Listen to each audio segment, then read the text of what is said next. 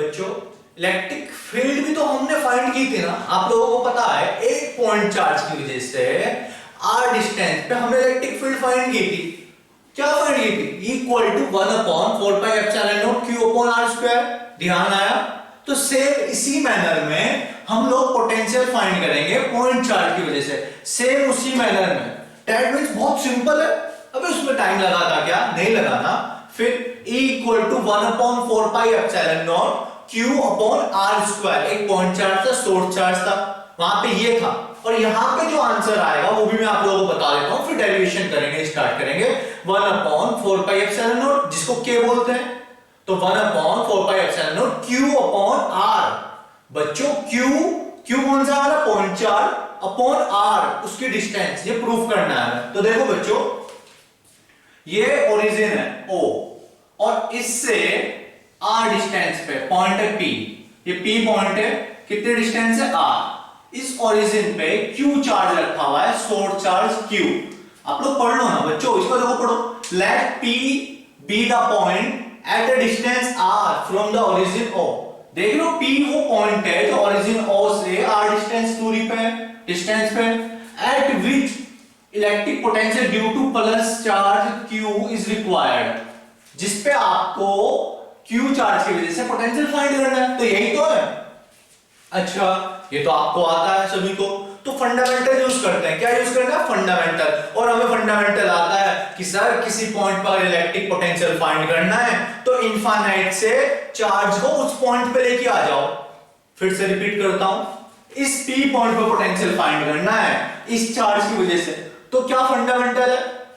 Infinite से उस test charge को इस P पॉइंट तक लेके आ जाओ, उस चार्ज को लाने में जो भी वर्क डन करना पड़ेगा उसी को हम लोग पोटेंशियल बोलते हैं। यही तो फंडामेंटल था। तो देखो लेके चलते हैं इसको। ये पॉइंट हो गया हमारा समवेयर इनफाइनाइट। तो बच्चों इनफाइनाइट से मैं यूनिट पॉजिटिव टेस्ट चार्ज को लेके आऊंगा इस P पॉइंट तक, क्योंकि P पॉइंट का पोटेंशियल बताना है। तो यहां पे पोटेंशियल हमें पता चल जाएगा, फंडामेंटल था। लेके चलते हैं चार्ज को। अच्छा जी इनफाइनाइट से लेके चले तो बीच में एक पॉइंट मिला मुझे, इंटरमीडिएट पॉइंट A। इस इंटरमीडिएट A पॉइंट तक मैं चार्ज को लेके आया।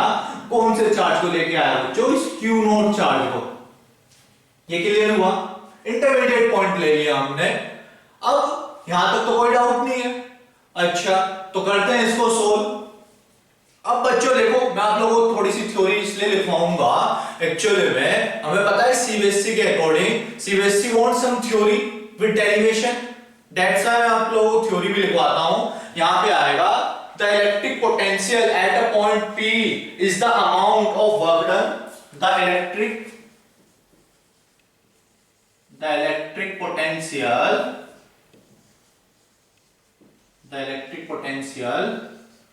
at a point P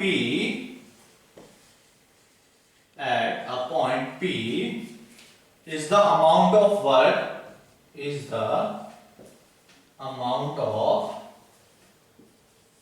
amount of work in carrying a unit positive test charge,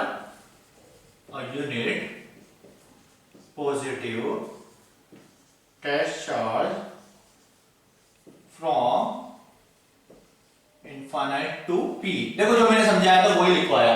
मैंने आप लोगों को समझाया था बच्चों यहां पे कि इलेक्ट्रिक पोटेंशियल P पॉइंट पे होगा amount of work done in carrying a unit positive test charge from infinite to P। जो P पॉइंट पे पोटेंशियल होगा वो इनफाइनाइट से लेकर P पॉइंट तक यूनिट पॉजिटिव टेस्ट चार्ज लगाने में वर्क डन के बराबर होगा। ये मैं समझा चुका हूं आप लोगों को। लेट आगे देखो ए पॉइंट को देखते हैं। Let A be an intermediate point, let A be an intermediate point on this path where OA equal to X। ये नोट करने वाली बात है बच्चों। यहां पे जो ये OA पॉइंट है ये O से ओरिजिन से लेके A तक का पॉइंट है, इसकी डिस्टेंस हमारी कितनी है, ये x मान ली मैंने, इस इंटरमीडिएट पॉइंट की जो डिस्टेंस मानी मैंने वो x मान ली मैंने। अब बच्चों FA कितना हो जाएगा, यहाँ पे A पॉइंट पे फोर्स हम लोगों को पता है, ये तो आप लोगों को बहुत अच्छे से पता है, 1/4 Q1 Q2। Q1 कितना है, ये Q, Q2 कितना है, Q0, तो Q into Q0 upon x square Newton, इतना बच्चों फोर्स हो जाएगा, ये फोर्स हो जाएगा। क्या यहाँ पे कोई प्रॉब्लम है? अच्छा, ये तो आप लोगों से आ गया। अब देखो हमने कॉन्सेप्ट सीखा था, वो कॉन्सेप्ट बचपन से मतलब 11th से हम लोग बहुत अच्छे समझ जाते हैं कि फिजिक्स वांट्स सम एक्यूरेसी, इवन 100% एक्यूरेसी, और उस एक्यूरेसी को लेने के लिए हम लोग क्या करते हैं, स्मॉल स्टेप में वर्क करते हैं, काम करते हैं, कुछ भी प्रोसेस हो स्मॉल स्टेप में। तो जब मुझे वर्क डन फाइंड करना है तो मैं ए से लेके बी पॉइंट तक के लिए वर्क डन फाइंड कर लूंगा, और इस बी पॉइंट की डिस्टेंस मैं dx मान लूंगा। ये डिस्टेंस कितनी मानी मैंने, dx। चल गया काम अपना, तो इस स्मॉल डिस्टेंस के लिए वर्क डन कर लूं, निकाल लूंगा मैं, और उसके बाद बच्चों क्या करेंगे हम लोग, पूरे को इनफाइनाइट से लेके r तक के लिए इंटीग्रेट कर देंगे। सिंपल यार, था कुछ इसमें लोचा, कुछ नहीं है ना। तो वर्क डन निकाल लेते हैं हम लोग, small work done in moving the charge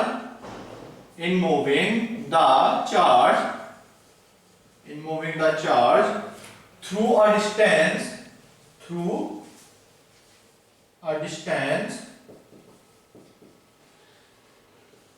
dx, कहां से कहां तक बच्चों, from A to B,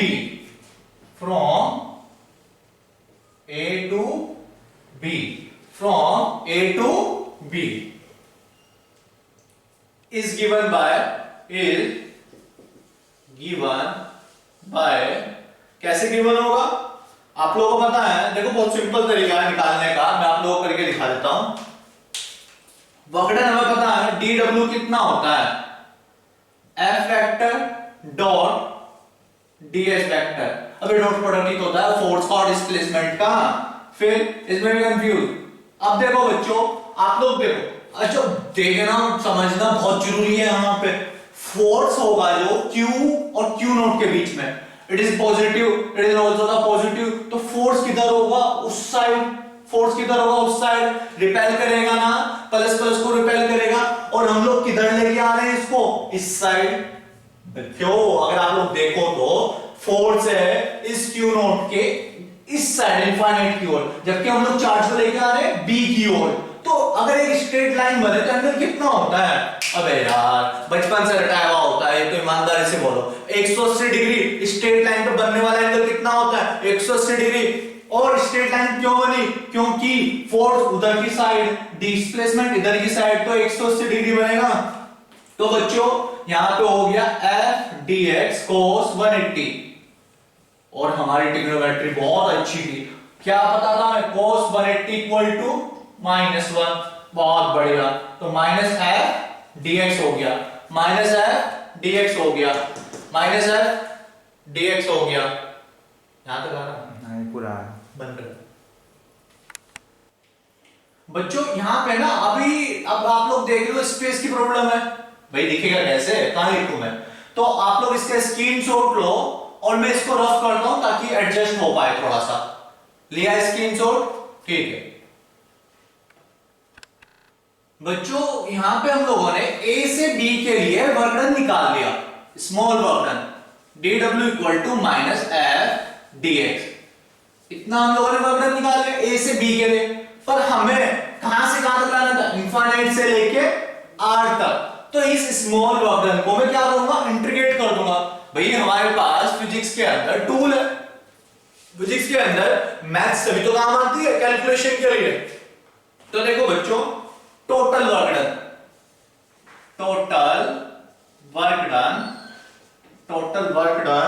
in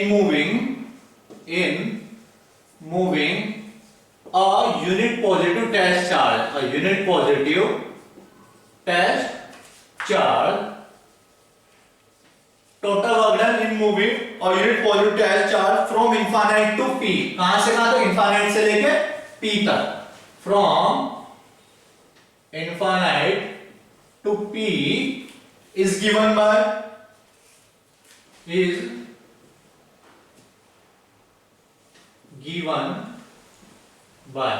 बच्चों मैंने जान पूछ के डायग्राम नहीं रख किया, बाकी सब कुछ रख कर दिया क्योंकि हमें समझ में आएगा ना कि ए से बी के लिए मैंने वर्क डन निकाल लिया था ये, और अब इनफाइनाइट से लेके पी पॉइंट तक निकालना है, तो इसलिए डायग्राम भी मैंने रख किया ताकि हमें समझ में आया कि डिस्टेंस इनफाइनाइट से कहां तक की, आर तक की।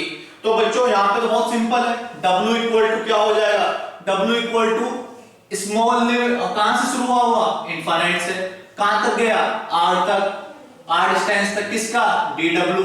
अब तो बहुत सिंपल है, मैथ्स तो आप लोगों की बहुत अच्छी है। इनफाइनाइट से R तक dW की वैल्यू कितनी आई, -f dx, और f की वैल्यू कितनी थी बच्चों, f की वैल्यू थी हमारी 1/4 pi epsilon naught q into q naught upon q into q not. ये डिस्टेंस के बीच की फॉर्मूला चेक कर लो यार, वीडियो को रिवाइंड करके पीछे ले जाओ।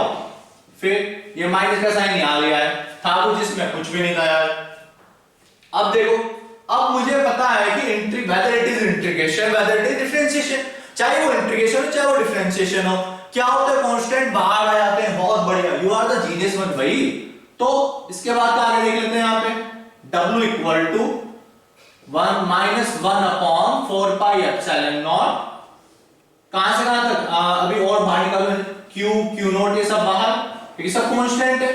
इंटीग्रेशन के अंदर क्या रह गया, x 1/x², 1/x² dx, ये रह गया, चेक करो ना यार।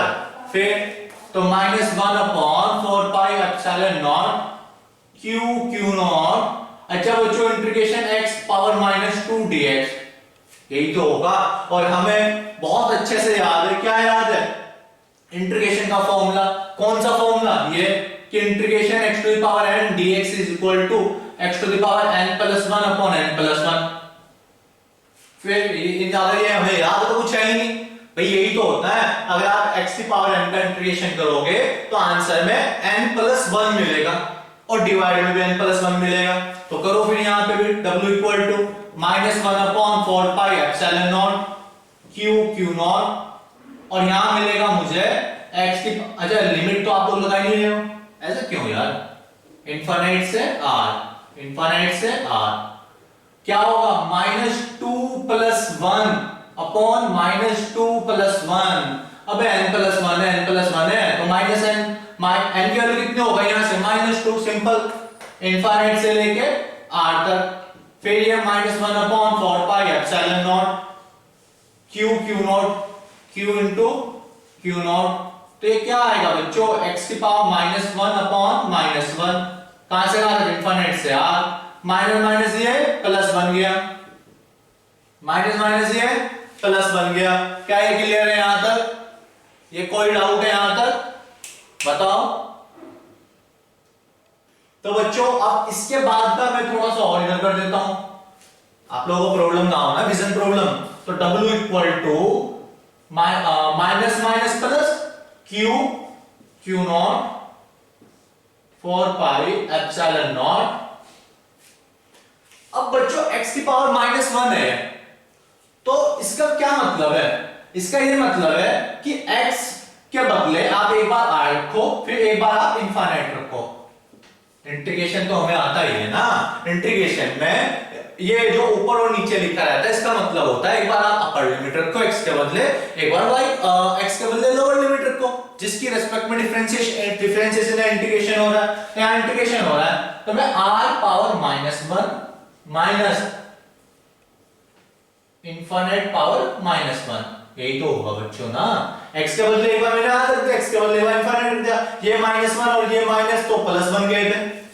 तो यहां से मिला Q naught 4 pi epsilon not, ये हो जाएगा 1/r और ये हो जाएगा 1/इनफाइनाइट। और हमें इतना पता ही है कि इनफाइनाइट का मतलब 1/इनफाइनाइट का मतलब 0। तो W की वैल्यू आ गई Q naught 4 pi epsilon naught r। ये हमारा वर्क निकला टोटल। अब बताओ यहां तो कोई डाउट है किसी भी बच्चे को, कोई डाउट नहीं है। अब बच्चों सिंस वोल्टेज क्या होती है, पोटेंशियल क्या होता है, W इंफाइनाइट से लेके उस पॉइंट तक, W infinite to P point, P point तक तो लेके आए थे ना, इंफाइनाइट से R तक किया था तभी तो बच्चों, upon Q naught test charge को, तो V equal to W infinite P की वैल्यू ये है Q naught upon 4 pi epsilon naught R upon Q naught. क्या है Q नॉट से Q naught cancel out, simple था ना, तो V की वैल्यू प्रूफ हो गई 1 अपॉन 4 पाई एप्सिलॉन नॉट, ये वाला Q और ये R। बच्चों ये क्लियर है? अगर कुछ भी डाउट है तो मुझे कमेंट सेक्शन में आप लोग कमेंट कर सकते हो। और दूसरी चीज, मैंने कंप्लीट चैप्टर 1 की जो सीरीज है, प्लेलिस्ट है, वो मैंने यहाँ पे डिस्क्रिप्शन में दे रखी है लिंक उसका, आप लोग चाहो तो वहां से भी पूरा चैप्टर 1 रिकॉल कर सकते हो अपना। अब देखो बच्चों, ये हमें समझ में आ गया, डेरिवेशन कंप्लीट हो गया। अभी हम लोग ग्राफ भी देखेंगे, इसका नॉलेज भी देखेंगे। फिलहाल तो ये इसमें कुछ प्रॉब्लम तो नहीं है ना आप लोगों को? अगर है तो कमेंट सेक्शन में प्लीज कमेंट करो।